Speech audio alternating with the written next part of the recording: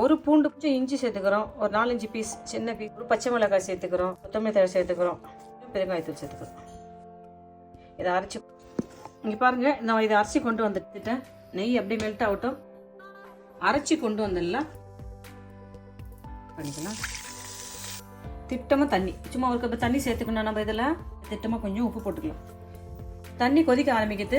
ஒரு 150 கிராம் அரிசி மாவை எடுத்துக்கிறேன். நான் அரிசி மாவை நம்ம இதில் போட்டு கலந்துடலாம்.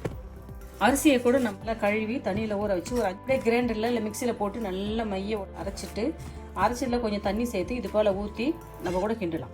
போதும். இதை அப்படியே ஆற வச்சிடலாம். ஆற வச்சுட்டு எடுத்துக்கலாம். பாருங்க, நல்லா அழகாக இது ஆறிடுச்சு. ஏற்கனவே பச்சை மிளகாய் போட்டுக்கிறோம், இருந்தாலும் எனக்கு கொஞ்சம் ஒரு பிஞ்ச் மிளகாய் தூள் இதை அழகாக பிசைஞ்சு எடுத்துக்கலாம். இல்லை கொஞ்சம் நம்ம எண்ணெய் சேர்த்துக்கலாம். எண்ணெய் சேர்த்துங்க.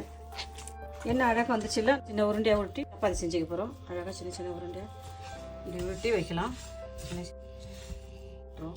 கையில் ஒட்டிச்சுன்னா கொஞ்சம் எண்ணெய் தடைக்குங்க. இந்த உருண்டையாக உருட்டி வச்சுக்கிறோம். இதில் வந்து ஒரு உருண்டையை எடுக்கிறோம். இப்படி வச்சுட்டு நம்ம அழகாக கையால் ப்ரெஸ் பண்ணுறோம். எந்த அளவுக்கு ப்ரெஸ் பண்ண முடியுமோ அந்த அளவுக்கு ப்ரெஸ் பண்ணிக்கலாம். எண்ணெய் தடவிக்கலாம். எண்ணெய் தடவிக்கினா அழகாக ப்ரெஸ் பண்ணுங்கள். வேணா கட்டையில் லைட்டாக ஒட்டுங்க. ஏன்னா இது வந்து நம்ம மைதா மாவில் செய்யலை, அரிசி மாவில் செய்கிறோம்.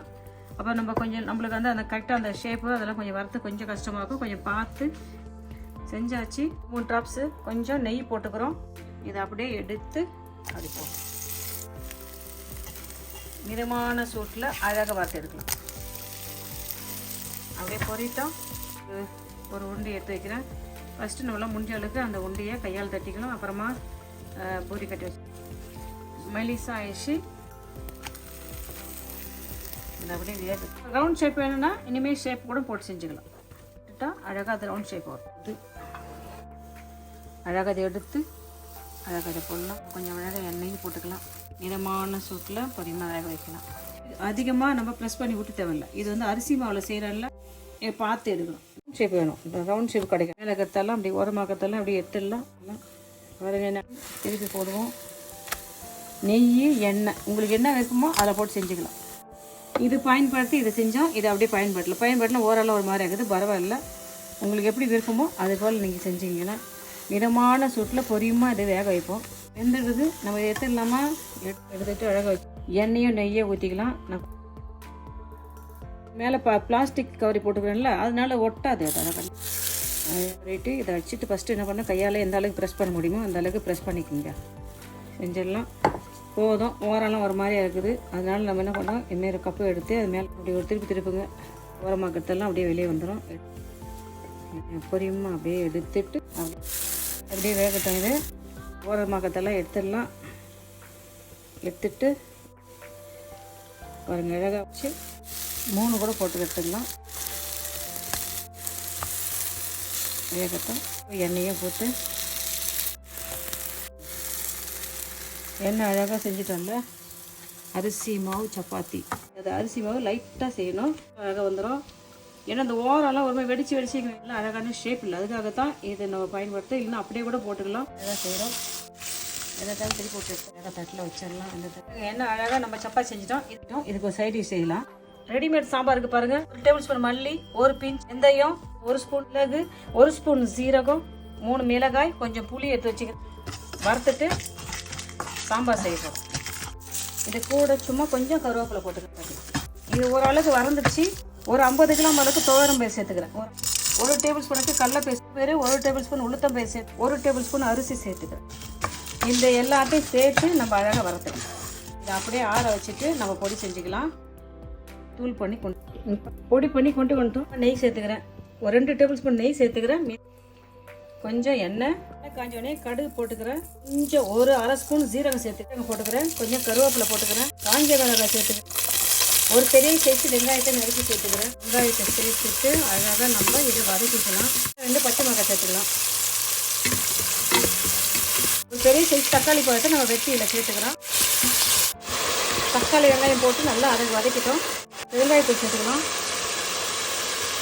கொஞ்சம் பெருங்காயத்தூள் சேர்த்துட்டு மஞ்சத்தூள் சேர்த்துக்கிறோம். மஞ்சத்தூள் பெருங்காயத்தூள் சேர்த்து இதை நல்லா அழகாக வதக்கிக்கலாம். மல்லித்தூள் சேர்த்துக்கிறோம். 1 ஸ்பூன் மல்லித்தூள், அரை ஸ்பூன் மிளகாய் சேர்த்துக்கிறோம்ல, 1 ஸ்பூன் அளவுக்கு உப்பெல்லாம் சேர்த்துட்டு இதை அழகாக கிண்டி விட்டுக்கலாம். வீட்டில் இருக்கிற காய்கறியில் கொஞ்சம் கொஞ்சம் நான் சேர்த்துக்கலாம். நல்லா வதக்கிட்டோம். இந்த பொடி பண்ணி வச்சிருந்தால பொடி பாதி சேர்த்துட்டு சேர்த்துக்கலாம். கிட்டமாக 2 கப்பு தண்ணி சேர்த்துக்கலாம். தண்ணி சேர்த்துக்கலாங்க. இதை அப்படியே மூடி போட்டு வேக வைப்போம். ரெடிமேடு சாம்பார் சூப்பர் ரெடி ஆகிடும். நம்ம பயிரை வேக வைக்கல, குக்கர் யூஸ் பண்ணல, நம்ம பாதி பொடி தான் யூஸ் பண்ணி ஒரு பாக்ஸில் போட்டு அப்படியே மூடி வச்சிடலாம். தக்காளி வெங்காயத்தை அழகாக வதக்கிட்டு இந்த ரெடிமேடு பவுடரை போட்டுட்டு நம்ம அழகாக ஒரு சாம்பார் வச்சிடலாம். எவ்வளோ வாசனையாக இருக்குது பாருங்கள். நீங்கள் எல்லா பவுடருமே போட்டுக்கலாம். நான் திட்டமாக செஞ்சுக்கிறேன். உங்களுக்கு தேவைன்னா எல்லா பவுடரையும் போட்டுக்கலாம். வீட்டில் இருக்கிறவங்களை பொறுத்து இருக்குது. இல்லை இதை நம்ம 3 முறை செஞ்சுக்கலாம், இல்லை 2 முறை செஞ்சுக்கலாம். நான் வந்து பாதி பவுட்ரு போட்டு சாம்பார் வச்சுட்டு பாதி பவுட்ரு போட்டு அப்படியே வச்சுக்கிறேன். அடுத்த முறை செஞ்சுக்கலாம். கொத்தமல்லி தழை போட்டுக்கலாம், நெய் போட்டுக்கலாம். பாருங்கள் என்ன சூப்பரான ரெடிமேடு சாம்பார், ஒரு அரிசி மாவில் செஞ்ச சப்பாத்தி ரெடியாக இருக்குது. சாப்பிட்டு பார்க்கலாமா? இந்த பாருங்கள் என்ன சூப்பராக நம்ம ஒரு அரிசி மாவில் சப்பாத்தி செஞ்சிட்டோம், ஒரு ரெடிமேடு சாம்பார் செஞ்சிட்டோம். அதை முடிச்சுட்டு வீட்டுக்கு வந்து என்ன செய்யணும்னு யோசிக்கிறது போல் வீட்டில் அரிசி மாவு இருந்துச்சுன்னா இப்படி ஒரு தட்டி போட்டுடலாம். ரெடிமேடாக பவுடர் செஞ்சு வச்சுட்டா வீட்டில் இருக்கிற தக்காளி வெங்காயம் போட்டு ஒரு சாம்பார் ரெடி பண்ணிடலாம். நான் நினைக்கிறேன் நான் செஞ்ச அந்த மெத்தட் உங்களுக்கு ரொம்ப பிடிச்சிருக்குன்னு நினைக்கிறேன்.